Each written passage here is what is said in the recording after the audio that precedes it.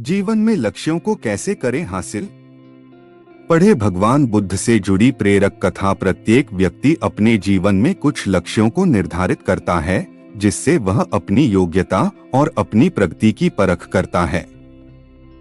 यदि लक्ष्य हासिल नहीं होते हैं तो वह अपनी कमियों को देखता है, उसमें सुधार करता है और फिर उन लक्ष्यों को हासिल करने की कोशिश करता है।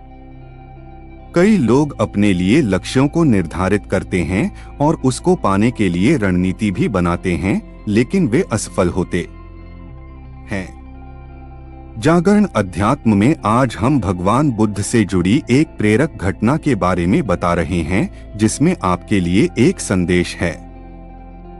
भगवान बुद्ध को जब ज्ञान की प्राप्ति हो गई तो फिर वे संसार को उस ज्ञान से आलोकित करने निकल पड़े। भगवान बुद्ध किसी गांव में जीवन के विभिन्न आयामों पर प्रतिदिन व्याख्यान देते।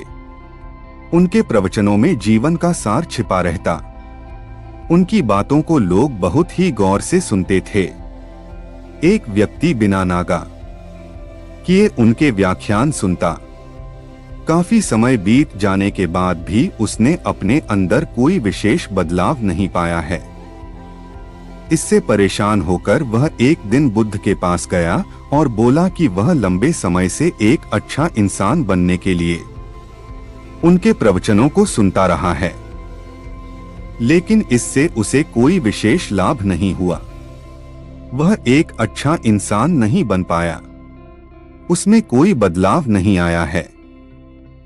उसकी बातों को सुनकर बुद्ध मुस्कुराए। उन्होंने उसके सामने उसके गांव का नाम, वहां तक की दूरी, वह वहां कैसे जाता है आदि जैसे प्रश्नों की झड़ी लगा दी।